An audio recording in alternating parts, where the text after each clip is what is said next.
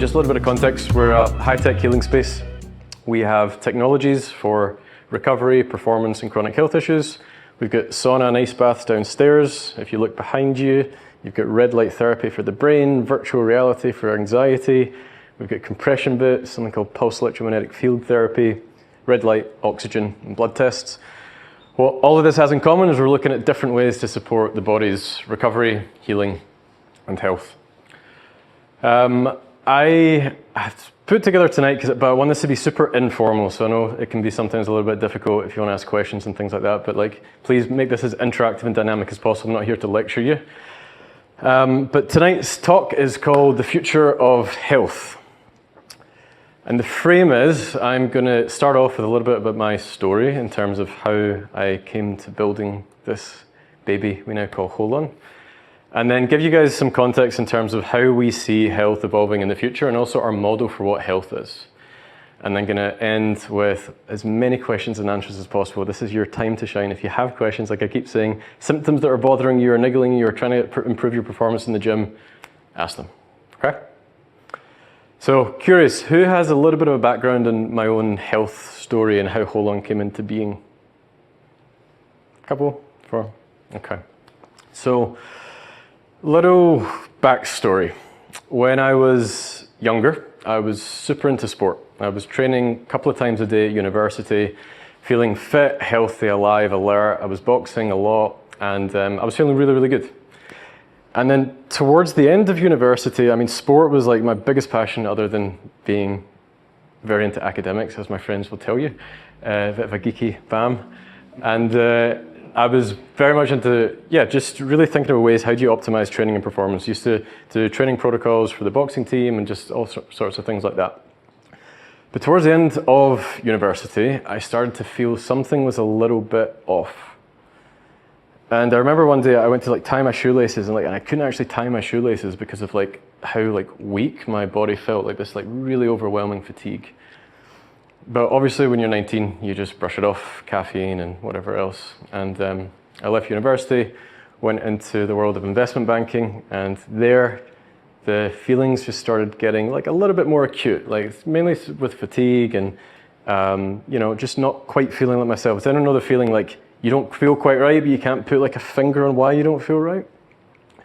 So that was sort of my early 20s, but it was fine, soldiering on, soldiering through. And then I left finance. I built an online community called Aesthetic Science, which gave training and nutrition protocols for advice for nutrition and for basically aesthetics, trying to make your body look good for Ibiza. That was the theory behind it. So very, very into how do you optimize oneself physically. So while I was speaking about and sharing knowledge about optimizing oneself physically, something just kept going a little bit downhill, but I could get through. And then moved to America. I started running a company called Consciousness Hacking, which was looking at the intersection of consciousness and modern technology, really looking at the future technologies that might replace or displace things like SSRIs and therapy. When I was running that company in Silicon Valley, things started to really feel not quite very good. And I'd go for breakfast in the morning, and then every morning I'd wake up.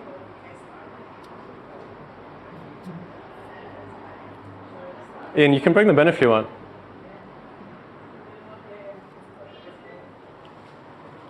Come on in.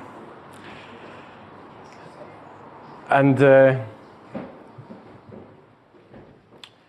I just remember being in San Francisco and then waking up, having a breakfast, and then having to just fall asleep for a couple of hours, and didn't really think much of it. It's just maybe you're just stressed. There's a lot going on and things like that. So anyway, fast forwards to the age of 28, still training really hard, getting very interested in emotional and mental health as well, working in the sector, becoming very interested in meditation and practices of such, and moved back to the UK sort of around COVID time. And this is when things really started to take a turn for the worse. I was always very active, very sporty, very healthy.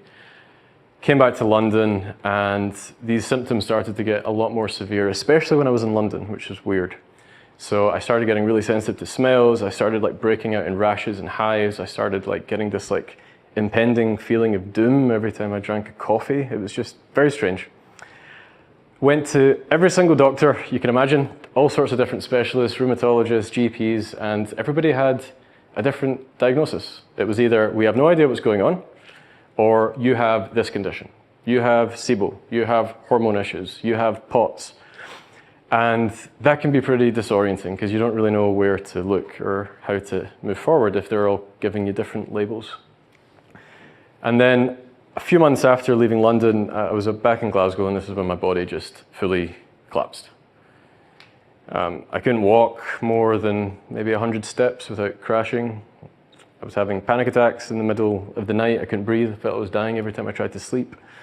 I was having like weird seizures on the floor. And I just remember this one particular moment where like I took a spoon and eating a yogurt, and I took the spoon to my mouth, and the energy that it took to feed myself with a spoon was like I was back in a boxing ring. It was like an inordinate amount of energy. And this was juxtaposed with doctors saying, we have no idea what's wrong with you. The NHS had no help. Eventually I got a diagnosis of ME/CFS from a mainstream doctor. Anyone heard of that one? But again, that is more of a diagnosis of exclusion rather than inclusion. And for many years, or maybe 2 or 3 years, I was pretty much unable to work and housebound for a few months and with no idea of what was going on. So yeah, extreme fatigue, name the symptom and it was extreme. Thankfully at the time I was working on a project in America called the Consilience Project, which was looking at sense making and catastrophic risks. And the guy who ran that, I had one conversation with him. I was like, Daniel, I'm not feeling good. And he just so happens to be one of the world's top thinkers in health. You should look him up. His name's Daniel Schmachtenberger. And he said, I'm going to put you in touch with a functional medicine doctor I know. She's the best of the best. And anyway, spoke to Dr. Sanderson, who's now an advisor at Holon and a really dear friend, and she's one of the world's top functional medicine doctors. She specializes in Alzheimer's, but she has a very good view on chronic complex illnesses more broadly. And she started asking me questions that no single specialist or doctor had ever asked me. What kind of environment do you live in? Do you have mercury fillings in your teeth? What is your light schedule? Are you looking at computers too late in the day? All very, very simple questions. And I'd seen functional medicine doctors before, but they hadn't gone into this much depth. And then she asked me an interesting question. She said, where do you feel worse? And I said, well, I definitely feel worse when I go back to my apartment in London. And I was like, okay. And prior to that, I'd thought, right, it's an energetic thing. I had feng shui experts saying I was moving the furniture around. I thought it was because I was drinking too much beer. And she was like, have you checked for mold? And I said, no, there's no mold in that environment in London whatsoever. But lo and behold, we tested the apartment that I had in London. It turned out there was an air filtration unit that was very, very old that was connected to all the apartments. And lo and behold, I'd been sleeping in the presence of really, really toxic mold just blasting its way into my bedroom. Mainstream medicine doesn't think this is an issue. Functional medicine can absolutely tell you that it is. Mycotoxins are carcinogenic, neurotoxic, immunotoxic, and they were just building up in my body. And she said, do you eat lots of fish? Do you eat lots of tuna? I said, yeah, I eat quite a lot of tuna. I'm a tuna man. And she tested me for mold in my body. Levels were super sky high. Tested me for mercury, and my mercury levels were some of the highest that she'd ever seen. And so there I was, going to standard medicine practitioners saying, we don't know what's wrong with you. And a 60-minute call, just by asking slightly different questions and delivering 2 separate tests, I was just on my way to recovery. It wasn't quick. I did a clinic in Switzerland. I was getting mercury taken out of my body. I was doing all sorts of weird and wonderful biohacks, as you've probably heard the term. But slowly and surely started to get better. And it's a very hard place to be in when you have all sorts of health issues going on and nobody around you, I think, sees you to some degree, because everybody has that little bit of doubt, like, is he at it? And I was definitely not at it. This thing was more real than I could ever articulate. So fast forward a few months and I started getting better and better. I started also, more weird symptoms started to come up. Couldn't smell anything without my body breaking into all sorts of terrible sensations. I'm kind of forgetting all the symptoms, but you kind of get the drift. A few months of that, a few months of detox, a few months of trying all these different protocols, doing all these different forms of tests. And then, thankfully, took about 2.5 years. All these symptoms that I started feeling when I was kind of 19, they just started to go away. And this is the main reason that Hold On was born. I was so sick in Glasgow, and I am a Glasgow boy.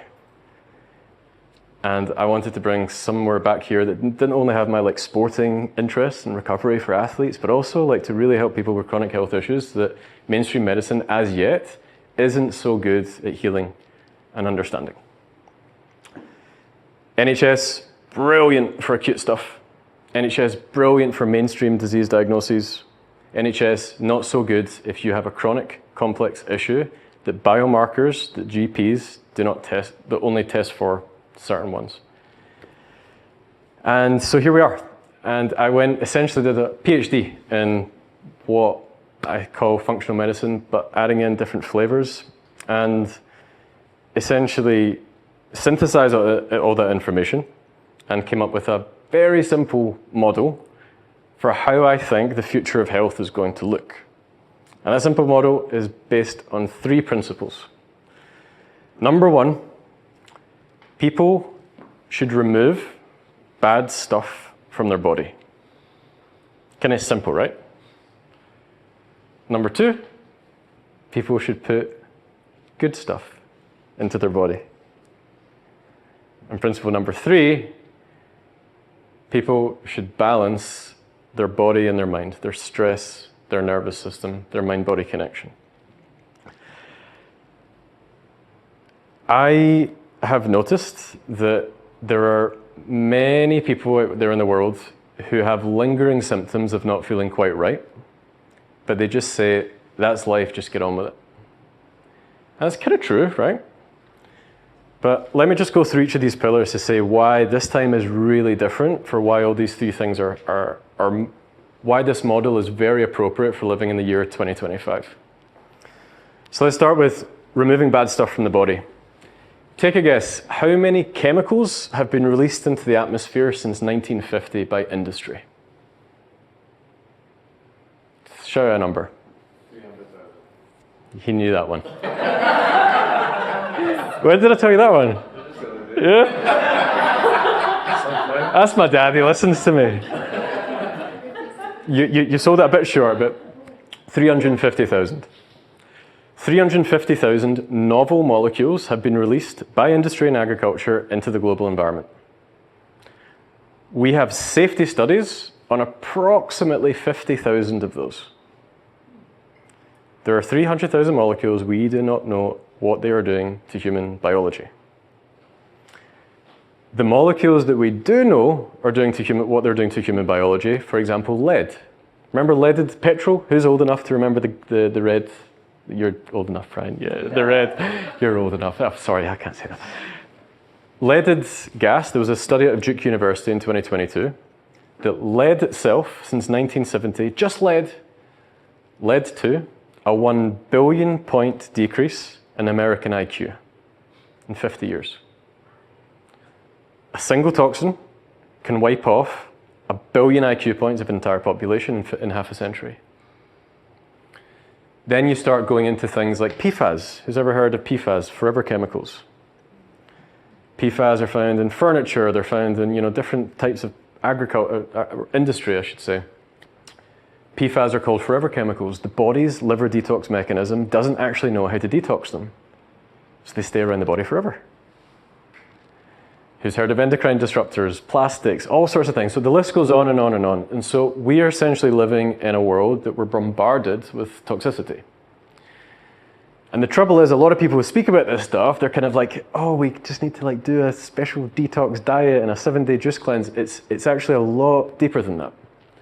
And toxicology is real. Mold is a living example. And you might say, well, why are you affected by mold, Josh, and nobody else is affected? Some people think it's a genetic thing. But another thing is we've changed building materials. So we have drywall now. Drywall, what does it do? It maintains moisture. Guess what happens if you put mold beside a Wi-Fi router? It grows at 600 times the rate. So what I'm trying to say here is not to scare anybody, because this is, I think, the good news is this is all tractable. But it's just to say we are changing our environment, and our biology is millennia old. And so this is where biohacking, when doctors say, oh, you don't need that, it's like, yeah, that's probably true if you're living in the early 20th century. But humans adapt, and we need to adapt. And my view, at least, is that we're going to need places like this, essentially as alternative healthcare centers for people who are looking at chronic complex issues. So, remove the bad from the body is one part of the future of health. There's even this whole new field called exposome, which is the amount of things that you're exposed to in your environment. It's a full field of scientific study now. Point 2, adding good stuff. What do I mean by adding good stuff to the body? Yes, exercise, sleep, things like that. But again, we've changed our environments. So a carrot today isn't a carrot from 50 years ago. Why? Because if you use fertilizers and pesticides in all the soil, you're going to erode the soil quality. And so you only get a little bit of micronutrient density in current food sources than you did 50 years ago. And so when somebody says they're eating healthy and then we give them a test and they're super low in magnesium and copper and zinc, it's not because they're not eating healthy, it's because the food that they're eating is depleted. And so you can't really separate human health from ecological health. It's all part of the same system. And this is what I want to come on to now. One of the failure modes of Western medicine is that it thinks of the body as just its parts. It thinks that you go have a heart issue, you go see a cardiologist, right? You have a brain issue, you see a neurologist. But if you just think about how the body works, everything is connected in a system. And Brian's a physio, right? Somebody could have a problem in their left toe and they're presenting with trap pain. Why? You change one part of the system, the hip goes up, the shoulders go up, the trap goes up, and suddenly your pain is over here. And this is one of my, and this is why I start here, it's kind of a philosophy. It's a way of seeing the world as an interconnected whole, not just the sum of its parts. We're not aeroplanes. You can't take an engine out and then replace the engine, because it's a complex system. It's not a complicated system. Those are two different things. And one of the examples that I like to use around this is, and I will get into more practical stuff in a sec, guys, don't worry. But if you think about the beginning of the universe, or near the beginning, you had all these hydrogen atoms. You had these oxygen atoms. And then two hydrogen atoms one day came together and they met an oxygen atom. What happened? What happened? Water. There's nothing intrinsic to hydrogen that implies water, and there's nothing intrinsic to oxygen that implies water. But life doesn't work in a complicated way. It works with all these laws and principles of things like emergence, new qualities emerging, and so does the human body. And I think this is one of the issues that we have with so many people with chronic symptoms, is we're treating the body like a car, replacing the part, without seeing the interconnectedness of the whole thing. So, remove the bad, add the good. And then third, and when I say add the good, I'm talking about things like light, the right light exposure. I can answer questions about this at the end, but red light, near infrared light, UVA, UVB, all of these have health benefits. UVA light can modulate blood pressure. UVB light is vitamin D synthesis and beta endorphins. But we all just slather on sunscreen, sorry, Brad. Because we're optimizing for single systems. We see UVB light is bad for skin, therefore UVB light is bad. But if you look at the whole system, oh, it upregulates endorphins, upregulates vitamin D synthesis, it takes down high blood pressure. An interesting fact about UVB light, or sunlight in general, is that sunlight actually increases your chances of developing melanoma. We all know that. But it actually decreases your chances of getting every other form of cancer. the more exposed to sunlight at the right times you are, including breast cancer. So, point 3, I'm going to speak to. Remove the bad, add the good. And what was the third one? Body, mind. What seems to be happening in this current age, this is my speculation, is that we all feel a lot of stress. And our grandparents say, you snowflakes, you've got it easy, okay? But here's what I want to propose, is that stress in the body isn't just emotional. The mechanisms of stress, the body doesn't know if it's physical, if it's chemical, toxic, pathogenic, emotional, relational, financial. The body can't actually distinguish between the quality of the stressor.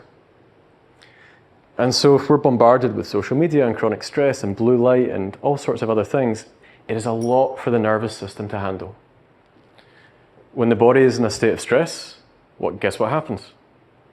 It shuts down its healing response. It shuts down its digestive response. The limbic system activates so you can't think properly because it's coupled with the prefrontal cortex. So again, all of these things are connected, and stress, trauma is a huge driver of chronic illness. It's also a huge driver of just everyday symptoms. Interesting stat for you, 40% of doctors' visits in the US to their GPs, what do they call them over there, primary physicians? 40% are thought to be related to psychosomatic symptoms. The mind can create physical symptoms in the body. So 40% of people going into doctors' offices are just told to go away or take a pill, when in reality what they could have done is just digested latent emotion. And this is why this is really, really key. Again, what are we changing about our environment? Why is this happening? If you're living 100 years ago and you're bored in a bus, what do? Chat to someone or just sit and look out the window. Guess how the body digests its emotional load, just like food. It sits with it. Through technology, through distraction, you're essentially removing a very natural process that the body naturally does. And so, because we're changing our environment so rapidly and so consequentially, we're going to need to do things to counteract that in our own biology. If you don't need to, amazing, fantastic. But if you look at the younger generation and the mental health disorders and all of these things, there's something going on. And it's not just a case of manning up or pushing through. Something is happening in biology, albeit there's a little bit of stuff in culture too, but something is happening at a very fundamental level. Now, this might seem pretty dark, hopeless. How on earth do you have any control over this? But I'm here to tell you that you can have control over this because a lot of these principles are very enactable. When I speak about the future of health, I think light is going to be a huge component of the future of health. Sleep. What happens when you watch screens at night? The brain evolved to see blue light and know that it's morning. When the brain, that's evolved over millions of years, sees blue light at night, guess what? Increases cortisol, decreases melatonin. We're giving it the wrong signals. What can you do? You can wear blue light blockers. Stops that from happening. Easy, adjust. Let's say you've got too many toxins in your body. Guess what removes so many bloody toxins? It'd be unbelievable for you if you knew how many toxins came out in sweat. Saunas. Nature has given us these abilities if we use them. And I think there's just what we're going to be moving towards now is rather than this is like a go back to the land kind of thing where people are like, okay, I just need to like cut out from everyday civilization, we're just going to adapt. And so one of the ways we can adapt is by using technologies like these. That's not a sales pitch. Another way you can adapt is just using some really simple principles at home. Getting morning light, blocking blue light at night, digesting your stress by sitting with it rather than distracting, making sure you're eating certain nutrient qualities of food, and you can now test for this. Taking these little things called binders that bind to any toxins that are in the bloodstream. so they help you excrete them. A lot of these interventions are safe, cheap, scalable, affordable, and nobody knows about them. They're all seen as hippy-dippy California stuff, when I can say from my own experience they're really not. So, when we talk about the future of health, I just want to give you guys a little bit of a view into the future from having been in San Francisco for so many years and still being there quite a lot. Mental health is obviously a huge issue for culture. And what is the go-to? The go-to is SSRIs and therapy. SSRIs can lead to dependency, they can be hard to come off, they can deplete, valence, they can numb your emotional range, all sorts of other side effects. Therapy, hard to scale. Not everybody can have a therapist, not everyone can afford a therapist. In my work in San Francisco, we were looking at different types of technologies that might replace these things. One type of technology is neurotech. So we've got a little piece of neurotech up there using light, but the potency of these tools is going to become so much more powerful as life goes on. And I'm just going to name one technology that I've tried.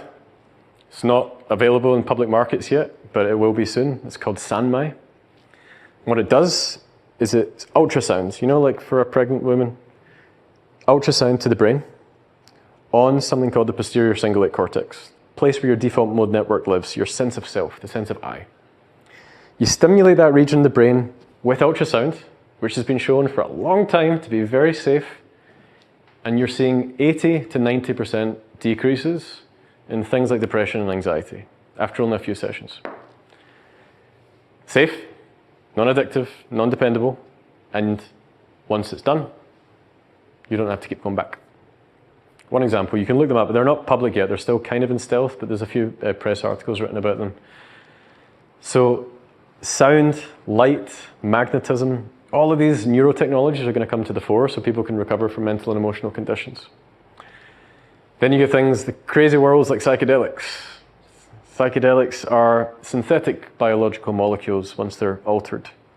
LSD, magic mushrooms, ayahuasca, things that everybody think is crazy. All of these things are now being altered in labs to subtly adjust their effects.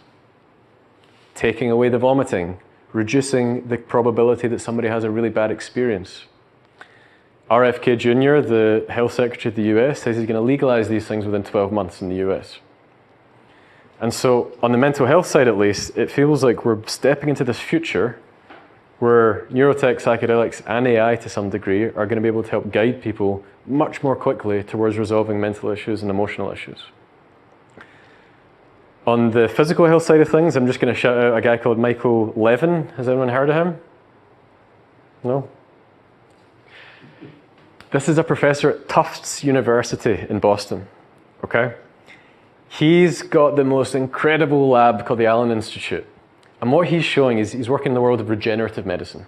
And what he's showing is that if you take a cancer cell and look at the cancer cell is essentially excised from the tribe. You have your healthy cells, and then you have your cancer cells. So what do we do with mainstream medicine, right? We kill the cancer cell. Obviously, there are implications of that, the side effects of chemo, everything like that. What Levin is showing is that that cancer cell has lost its electrical charge, called bioelectricity. And that if you charge those cells, those cancerous cells, with a signature of electricity that is the same as the signature of the healthy cells, guess what happens? It rejoins the crowd, healthily. This guy is going to be a Nobel Prize winner. He's an absolute genius. Look him up, Michael Levin. And this is a field called regenerative medicine and bioelectricity. His lab are also regenerating limbs, all sorts of crazy stuff happening. And so I say like all these things are really problematic and the world is like terrible, but at the same time there's these like little sprinkles of hope in tech, in mental and emotional health, and cancer, and Alzheimer's is a really good one. Like Dr. Sanderson, who works with us here, she takes people into this clinic called Marama for 6 months. She puts them on a protocol of a cyclical ketogenic diet. detoxes them from mercury and mold, gives them social connection, gives them Violite, the device we have up here, using something called the Bredesen protocol. And she just published her results last year. It's a small sample size, but she's seeing people move from severe cognitive impairment to mild. And from mild cognitive impairment to no cognitive impairment within 6 months. Standard doctors will tell you there is nothing you can do to reverse these disease states. I would encourage you to read her book, Reversing Alzheimer's, to show why that's no longer quite the case. And just, oh, sorry, Angela, yeah. No, sorry. I suppose in relation to speaking about the brain at the moment, all of your findings, obviously there's great research at the moment around, or a lot more research around neurodivergent brains. Does everything that you see apply to all brains as a whole?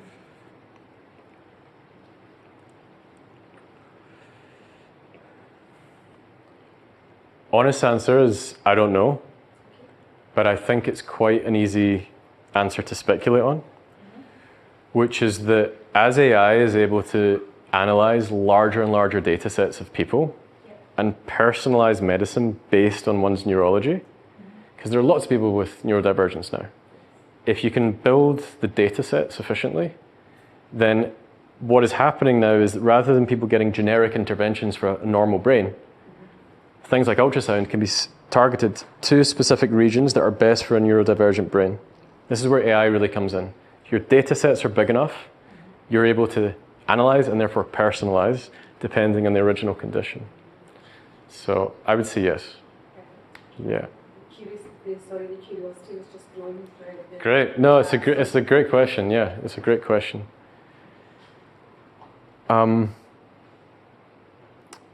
So there's basically what I'm trying to say here is there's a lot of problems and there's actually a lot of hope. And it's not all going to be technology. Some of it's going to be just getting back to nature, like getting the right signals. Some of this stuff is super, super easy, very scalable, very cheap. But technology is also going to play a part in this. And I was saying about Alzheimer's there. I mean, there's other disease states. If you want to, do you know, quite a fun thing is if you just shout out like illness or disease state, and I'll see what I can rack from the back of my mind. Cancer, other than the Michael Levin stuff. This is again the functional medicine approach. Some people are going very, very heavily down the ketogenic path. Did you go? Yeah. And some people are going down the plant-based purely path.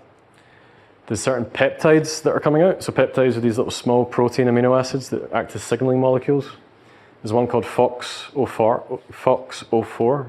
This is getting quite a lot of momentum. And again, this is like a natural protein without severe side effects. And then there's this whole, part of the cancer community, which is this holistic approach using things like mistletoe and things like that. I'm not an expert at all in this, but I do know a lot of people are double clicking on the keto side of things. And again, this is a tricky one, right? Because you don't want to peddle false hope. Yeah. But Michael Levin, in terms of the most academically rigorous side of things, it's his stuff. And how far is that from getting approved for like general public consumption, that type of approach? For Levin stuff, I don't know. For the neurotech, for the mental and emotional stuff, you're looking at about 2030. It's about 5 years away. Okay. Yeah. If you just look up bioelectricity, regenerative medicine, obviously there's a lot of stuff in longevity as well now. Yeah. Parkinson's, too, read the recent study on Parkinson's relating to golf courses. Anyone you see that? Monica? Somebody pull the stat for me because I'm going to murder it, but it's something like if you live beside a golf course, your probability of getting Parkinson's goes up by something like 8-fold. Yeah, Did you read that? Yeah. That's it. Check my stats because it might be 2-fold or it might be 4-fold, but it's a really substantial increase. Now, why is that? It's all the stuff they're spraying. Yeah. So it's pesticides, it's fertilizers, it's all the chemicals that they use in the course. So again, Don't quote me on that, ATEX, that's probably not true, but it's a really substantial increase in Parkinson's probability. So, and this is another big question, is if you can remove some of these epigenetic modifiers, a lot of these disease states are epigenetic, they're not genetic. You know, Huntington's is something that's genetic. Epigenetic means the environment is causing these genes to turn on. What might be happening with a lot of these disease states, I don't know. So yeah, a lot of these things can also be applied to sport, to training, optimization, nutrition, and things like that. And I guess I'm probably going to leave it there and open up to questions. How long have I been talking? 42 minutes. Things like stacks. Welcome to talk about stacks. For example, COVID. A lot of people have long COVID, vaccine-related things that they think have happened, or ME/CFS, fibromyalgia. A lot of these people are saying a lot about these things. We're seeing a lot of people come in here who are getting substantially better from these types of conditions by removing the bad, adding the good, and balancing the limbic system. So I'm going to leave it there. There's a lot more I want to say, but I probably should be prompted a little bit more by you guys to know where to take it. But yeah, I'll close by saying we live in a world that's changing, and it's changing in a bad way, and it's also changing in a really amazing, beautiful way. And I don't think you realize, or we realize, how much tech is going to be able to help this, and how much the opposite, which is going back to the most fundamental principles of light, nutrition, taking care of your emotional health, will change the future for peeps. So, yes. So if you came to hold on and removing the bad as in the good, what is that process? What would it look like? Yeah. So let's say if I were to meet someone who wanted to go through the full Buna, okay, and they were just like, I want everything done. What we do is, first of all, we test you for toxins. We test you for mold, we test you for heavy metals, and we test your immune response to certain chemicals and pathogens. We'd look into your gut load, gut dysbiosis. We'd look at parasites. We look at all of these things that are known to have some sort of impact in human biology and identify the problematic variable. Once that's identified, and we're working with functional medicine doctors. I don't do this myself with people. I'm not a doctor, but we're working with functional medicine doctors who do. And they do the test, and then you're giving a protocol and you take supplements or you do certain interventions or medications based on those test results for toxins. If it's something like mold, you're encouraged to sweat, but not too quickly. If it's something like mercury or heavy metals or aluminium, sweat, but not too quickly. Why? Because if all these toxins store themselves in fat tissue, if you sweat, they liberate themselves into the bloodstream, and if your liver and your kidneys are bogged up, they can't excrete, so they go back somewhere else, and you don't want them going into the brain. So this stuff is very subtle, very gradual, very slow, giving yourself liver and kidney support and things like that. In terms of adding the good, we've got red light therapy, oxygen therapy, PEMF. If anyone's interested in how red light therapy works, it works in mitochondrial health. Anyone heard of mitochondria? So little powerhouses of their cells, they've got a little enzyme called cytochrome C oxidase, and when they see near infrared light, they produce more energy. So this is why a lot of people feel down in winter.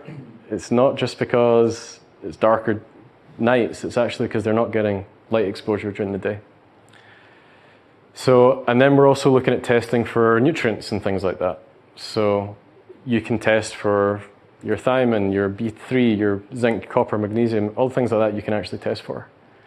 And then you can then have a protocol to say, okay, you're low in this, so take this, rather than just guessing. And then third, in terms of balancing the mind and body, there's these new protocols called brain retraining protocols. These are really good for chronic complex conditions. What they do is they take the brain out of a threat response, called brain retraining. This, breathwork, meditation, therapy, somatic experiencing, these kind of things can be really good. So yeah, it's a very different approach if you think about it versus standard medicine. It's saying, okay, how do we see the person as a whole? How do we take the things that might be inhibiting healing? How do we add the things that might contribute to healing? And how do we give the body the stress container to allow it to digest itself, to digest its emotions? Yeah. Thanks. Annie. And so if you are like not necessarily kind of feeling like symptoms or like ill health or you feel unfortunately like health privileged positioning, like where would you kind of start in that case? Like would the same all apply, or is it more thinking like focusing more on adding the good, for example, if you feel like you're not exhibiting symptoms in another way? Great. So the question there is maybe around optimizing. Yeah. So this is this whole, and I should have spoken to this. This is another big interest. Okay. So you're symptom free, but you just want to be the best version of yourself. You want more energy, more focus, more drive, more vitality. Yeah. A lot of these principles work with that. Brian Johnson, you know, the longevity hacker, he's trying to live to 100 whatever. Oh, yeah. He did the hyperbaric oxygen for 60 sessions, and it was the biggest impact that he's had in his body versus any other intervention in terms of CRP, like inflammation and things like that. So anything that is working for bad stuff, for feeling bad, is also working to get, let's say, a lot of this stuff can get you from -10 to 0, but a lot of this stuff can get you from a 0 to a +8. Then what you're starting to look at is more funky stuff, if you're interested in it. This is things like peptides, exosomes, what am I missing? Stem cells. A lot of this stuff is not legal in the UK, not legal in the US, so a lot of my friends fly to Guatemala and Honduras to get these very expensive stem cell treatments that essentially give your body new nascent baby cells. There's also some really good stuff, like if maybe you're not feeling bad, but you can do this thing called plasmapheresis, where you take all the blood, all the plasma out of your body, or a lot of it out, put it through a filter, and it catches all the toxins that might be in there and puts it back in your body. That's meant to take your biological age down substantially. I've never tried it or tested for age, but I've tried it on myself, and it's very powerful. So there's like lots of like weird high-tech stuff, and then there's just like really basic principles, and I think the number one is light. Light dealing with trauma, and making sure you've got a very, very varied diet. I think those are very basic ones. And then there's things like saunas and ice baths to give you a buzz, but yeah. So what's the best way to detoxify your body? Going back to point one. Best way to detoxify. So first of all, it depends on the toxin, okay? If you're filled with a certain type of toxin, you can detox that quite quickly. If you're filled with different types of toxins, it's too dangerous to detox quickly. So mercury is a really good example. If you detox too fast, like I said, and your liver and your kidneys aren't open to excrete, it can find its way back into worse parts. So step one is to bind. Binders are things like activated charcoal, bentonite clay, and what these things have is an affinity for bad stuff in the body. So they bind to it, they take it into the digestive system, and they either put it out through your pee or your stool. So you start with binders. This is a general principle, like this doesn't apply to everything. Could you name one of them? Activated charcoal, bentonite clay, Saccharomyces boulardii, cholestyramine, there's lots. Some foods are certain binders too, like white mushrooms are really strong binders of lots of toxins. So you bind, and then you want to help support the liver and the kidney to excrete, all the detox, phase 2, phase 3. So these are things like glutathione, N-acetylcysteine, milk thistle, TUDCA. So you're binding so they can catch, and then you're also pushing, so you're helping the body to release. And then at the same time, you're wanting to sweat. Sweat is one of the number one ways you can actually detox. But guess what? A lot of the toxins that come out through sweating, aren't actually coming out through your sweat. They're coming out because they're liberated from the fat tissue. So they go through the liver and the kidney and the pee and the stool. So yeah, binders, sweating, and nutrients that help the liver and the kidney do their jobs well. Again, I'm pretty cautious to say like there's no one-size-fits-all policy here. I need to caveat with that. But there are certain general principles you can use. Some people ask me like, what happens if I get COVID? I can give you my COVID stack if you want. Is anyone interested in that? Go super high dose vitamin C, high dose vitamin D, melatonin. You know the sleep supplement? It's now banned in the UK, legal in the US. High dose, 10 milligrams of melatonin. It's an antioxidant and antiviral. Peptide called thymosin alpha 1. This is really good for immune system modulation. And zinc. It's my 5-part COVID stack. And this is the thing, you can go pretty high doses with some of these things. If they're vitamin C, for example, if you go too high a dose, you just let it all go.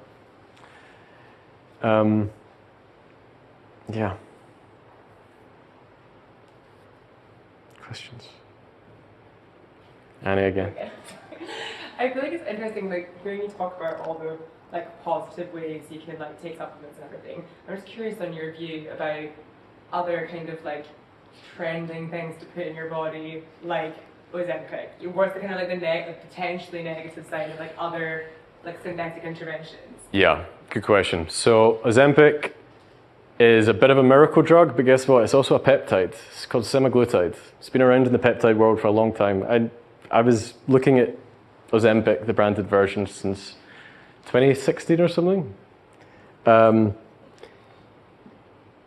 If you apply a drug like that at mass scale, there's going to be problems, right? So some people respond really negatively to it, but it changes a lot of people's lives. And I think relative to some of the older pharmaceuticals, it looks like it's got a better safety profile. Ozempic does this really, really cool thing as well. Some of my colleagues in San Francisco are actually using it as a meditation accelerant. Now, why is that? Ozempic rewires some of your dopamine architecture, and so it can actually affect craving. And so some people are, wanting to crave. In Buddhism, craving is the source of suffering, or one of them. And if you can take away craving, you can take away suffering. So I think it's a bit of a wonder drug. I've not tried it myself. I've looked into it for other things. And this is part of the thing, is like, how do you know when you're like inundated with wellness ads, like what to take and what not to take? And this is why testing is so important. Like, you don't need to take things if you're not low or high in them. In an ideal world, you don't take any supplements. I take 2 supplements now. I take L-theanine for sleep and magnesium glycinate for sleep. And I used to have a whole truckload of everything. Are blockers something that you could provide here, that you sell here, that you could take as a start, or again, is it you would want to know first, is there a need for them? The blockers that you were talking about. Oh, the binders? Yeah, binders. Yeah, the binder. No, we don't sell any binders here. No, but yeah, you could get them in Amazon. But again, yeah, you just want to go for good brands. But well, I always say we always get people to go through our functional medicine doctor, because she's very well equipped to handle these things. Yeah. Cold water exposure. Could you expand on that? Cold water. Was optimal. There's very studies saying do it every day, it's fine. Yep. The other people saying scientists do it once a week, because it actually doesn't do good to you if you do it too often. I do it every day and then feel great. So what's your point of view of it? Good question. So cold water exposure makes you feel amazing. The reason it makes you feel amazing, because your evolutionary biological background is telling you just survived death. You don't evolve to fall into these massive bodies of cold water volitionally, right? This is usually a mistake. And so part of the reason you feel so good is noradrenaline goes high, dopamine goes high, catecholamines go high. I'd say cold water is good if you're already resilient, bad if you're not. Worse for females. Female biology is not as good for. That's pretty unequivocal. Optimal timing, allegedly, is 11 minutes per week at 5 degrees. I've not looked at any other studies other than saying that was the best. It was a quote. But yeah, it can be 11 minutes per week at 5 degrees is supposedly. And then there's all this thing, should you do it pre or post exercise? Everybody thinks you should do it post exercise. Some new stuff is coming out saying maybe pre is better. Don't do it immediately after weight training, because it stops muscle growth. After cardio is fine. But yeah, again, it's all, and this is where I think medicine's going as well, or like wellness, it's personalized. Okay, so an ice bath might be great for you, but terrible for you, depending on where you are in your cycle. Yeah, like I used to love ice baths. My body doesn't respond that well to them anymore. It's just change. Yeah. There's a whole lot, I've got like a whole specific question. Do you guys do any hormonal research and any hormonal tests and stuff specifically kind of like targeting females here with this question? And obviously for the whole should be on the menstrual cycle versus Yeah, how your body's supposed to feel and how your mind's supposed to connect. right. So women's health is a market that we've not tapped as much as we're going to. You have obviously perimenopause, menopause, but also just like things like endometriosis and PCOS. Like it's so common now. Our functional medicine doctor is really good at women's health. That's her specialty. We can test, we do an advanced female panel for estrogen and LH, FSH, thyroid and things like that. The thing that I know a bit more about is men's hormone optimization. So what you have is a lot of guys are coming in with hormone issues and they're super young. So why should they have hormone issues? A lot of this is to do with plastics and stress and light. So yes to women, we do have advanced female hormone tests and we have a functional medicine doctor who's very good at that stuff. Also, if you guys are interested in learning about some of this more esoteric health knowledge, like guys like Ray Peat and Jack Kruse, these are kind of like weird, revolutionary dudes at the edge of this stuff. And even for guys, if anyone's interested for hormone optimization for guys, light exposure is key. Eating enough fats because cholesterol converts into testosterone. Lowering your estrogen. There's many, many things you can do. And a lot of guys in the hormone optimization world, they're going down TRT, HCG, DHT, all these other, and these seem to be pretty safe interventions. But yeah, you need to see a practitioner about that. I'm sorry, just one last. No, it's good. I like the life of this. It's good. Talking about sunlight exposure and then Yeah. the factors and what we use. Yeah. So, without quoting you, obviously, how safe are we? Would you say you're getting more health benefits from coming down the factor or not using factor at all? Or what would you recommend? So here's what I do in the sunshine. If you just try this for a couple of days on holiday, get outside with no sunscreen first thing in the morning, right? Just as the sun's coming up. The frequency of light in the sky is red and near infrared light. Nature has found a crazy ass way to give us a free sunscreen. And that free sunscreen is red and near infrared light. So red and near infrared light prepares your body for more damaging wavelengths later in the day. And so what you'll find is that you don't actually burn nearly as much if you prep your skin with morning light. So I'm not saying don't wear sun, I wear sun cream on my face, and if I'm feeling like too hot, I'll get out the sun. Sun does age you, for sure, but you've got to weigh that up against some of the immune system benefits. This thing called alpha MSH, which can be low in mold issues. But yeah, just try it when you get outside first thing on holiday. Most people, they've had a few cocktails the night before, and they go out at midday. And like, no, you're up at 6 a.m., get the sun, prep the body, and then you won't burn as much. We're just back and the difference that I found even in just mood, really coming back from it was beautiful. Yeah. The sunlight until 8, 9 o'clock at night, absolutely beautiful, and then you come back and although we have lovely weather, it's still just not quite Yeah. the same. And I was calling it a bit of the holiday blues, but I tend to, I'm up early in the morning, funnily enough I should say, and I like to sit and it's a bit cooler. Yeah. And then into the shades, I'm just wondering if that is all hand in hand. Totally. Yeah, totally. So UVB in particular, like I said, beta endorphins, your feel-good hormone, that's what goes up when UVB is in the sky. Yeah. You mentioned stem cells, Josh. How effective is a ketogenic diet at quenching stem cells naturally? Good question. Don't know. What I do know is hyperbaric oxygen has been shown to replenish stem cells. Really? So you get an increase in stem cell count from HBOT, which is why some people are using it for all sorts of disease states. Trouble with a lot of this stuff is, guys, is in order for something to be verified by the NHS, it has to go through like quite a systematic process of phase 3 trials. A lot of this stuff here hasn't gone through phase 3 for specific conditions, right? But it has been used clinically for decades, but it's not gone through, it's gone through, like hyperbaric oxygen has been used for, on label for diabetic wounds and for decompression sickness. It's been used off label for Alzheimer's and dementia because it gets more oxygen to the brain.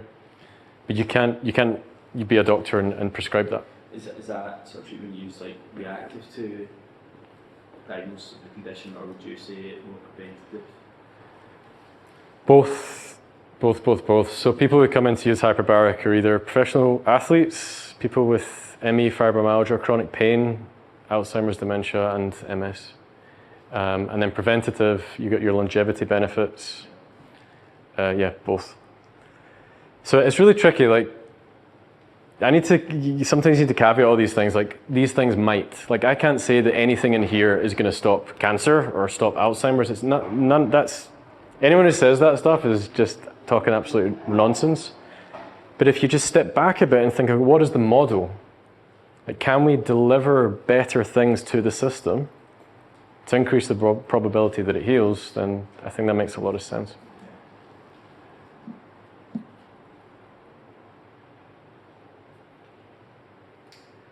Did anybody write down any questions? Quite a bunch. Yeah. I've been seeing this recently. What's that?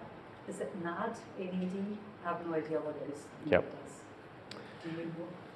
Yes. So NAD plus or NADH, and you can get this in IV form. You can get it sublingually, subcutaneously, or through precursors called NR and NMN. NAD stores are really high in the body when you're young. They're a source of energy. It's connected to vitamin B3, and then when you get older, they deplete. So a lot of people are going for NAD IVs to basically, take down their rate of aging. NAD is amazing. I did a little experiment on myself where I did a cognitive test in America, and then I did like speed and performance and memory. Then I did 6 NAD IVs plus 6 hyperbaric oxygen sessions, and then I redid the cognitive test, and it was crazy, like so much higher. This is good for brain health. It's good for longevity. There's also something to be said, like, should you be flooding your body with something that it makes naturally and things like that? But I know a lot of people on the longevity side, on the brain health side, use it a lot. And there's a place in Glasgow that does it. Yeah, it's called NAD Cell Clinic. It's also very good for addiction. This is the other thing, guys. Like, addiction ravages people's lives. There are really cool interventions for addiction that people don't know about. And I'm talking about extreme opiate addictions. There's a psychedelic called Iboga or Ibogaine. There's 85% remission rate after one dose for opiate addiction. That sounds like an absolutely crazy statistic, but look it up. So yeah, I feel like positive about the future. Like, I think that we're genuinely going to be have this suite of tools to help us heal, recover, optimize, perform, and we kind of need it too because of everything that's happening and happened. And if you don't need any of this stuff, amazing. Anything else, Kieran? I think I sleep better on my couch than on my bed. Why do you sleep? The question is, sleep better on couch versus bed. Okay, is couch downstairs or upstairs? Where do you have a carpet or wooden floor in your bedroom? Carpet in the bedroom, wooden floor downstairs. Okay, interesting variable. Where's your Wi-Fi router? Upstairs or downstairs? Downstairs. Okay. Have you checked for dust, dampness? What about new furniture? Downstairs. Okay. How safe do you feel in your bedroom versus your sofa? Pretty safe. Do you feel safer in one or the other? Not really. Okay. Not that you know of. What about air filtration? Do you have an air purifier? Yes, that can move. Okay. Doesn't make a difference? Okay. What's your hypothesis? I'm not sure. I sleep better in ground floor flats versus higher floor flats. Is it to do with being closer to the earth? Maybe. Some people use grounding mats and things like that. That sounds totally bloody hippie, but some decent research on grounding science coming up now. So I don't know. But do you see the type of thinking? It's okay. So what is happening in the environment? Okay, rule out toxins, rule out air, rule out light, and then you can start to prescribe suggestions. And just to make a really, really geeky point, if you don't mind me making a geeky point, the way we see the body is, Ian McGilchrist has a book called The Matter with Things, and it's the idea that the left hemisphere of the brain breaks things down into their parts, and the right hemisphere of the brain puts them all back together.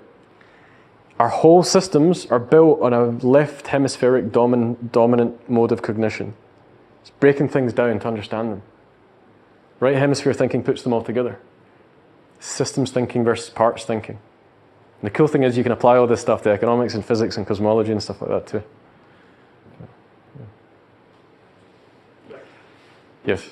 That's the best question. For, How about MS patients? Do you see many coming in? I guess you look at the prevalence rates of MS sufferers within the UK. Yeah. It's kind of very isolated. Therefore, it's been kind of questioned that it could potentially be an environmental factor. Do you guys get many in and see any results within the white protocols for patients that are going through a really acute outbreak? a few, not many, but you're bang on. So the further away you go from the equator, the higher the rates per capita of MS. So where is it? Orkney. Orkney has the highest rates of MS in Europe per capita. Yeah.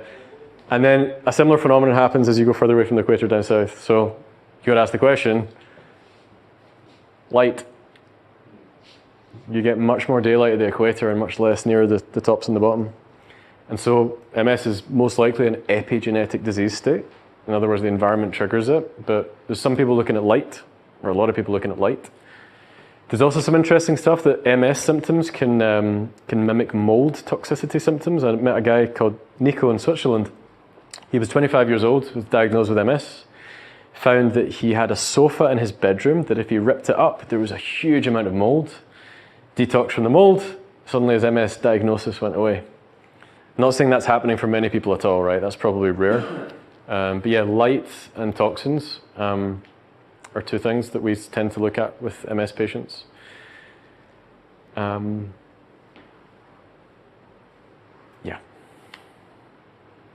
And it's not just, like you said, Annie, it's not just people with chronic health issues. We're optimizing as well, performance. Anybody want to know any health hacks? Anyone want hacks for sleep or anything like that? No?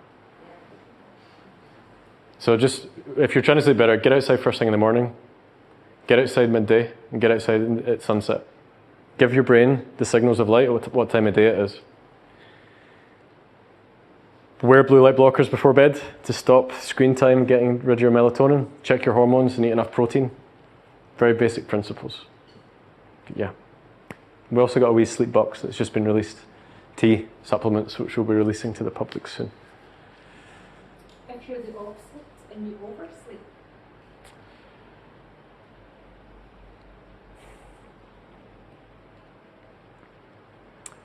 I'm going to give you an annoying answer. It depends. Yeah, I think I think that depends. Yeah, there could so many things attribute to sleep. So. Yeah.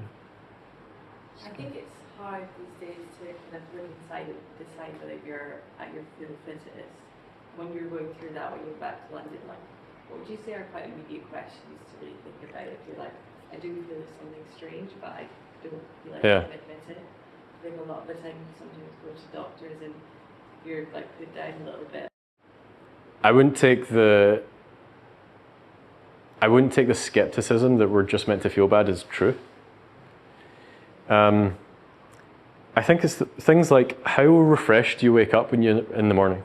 How refreshed do you feel when you wake up in the morning? Are you like energized or are you like really slumpy?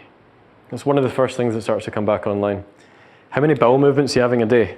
A lot of people don't bowel move once a day. Make sure you're doing once or twice a day. If you're not, there's something stuck.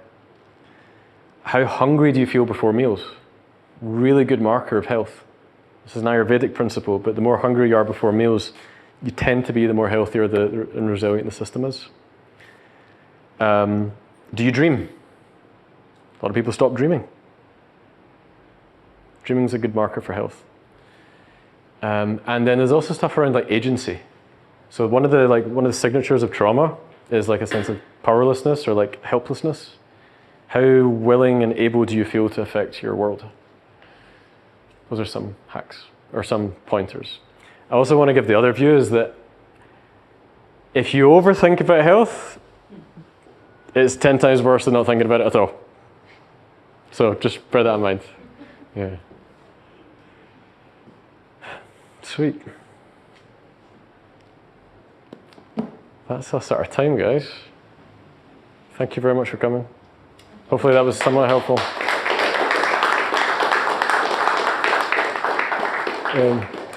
So if you're interested in any of our supplements, we have a sleep supplement for stress, anxiety, and sleep. We have a wee sleep tea.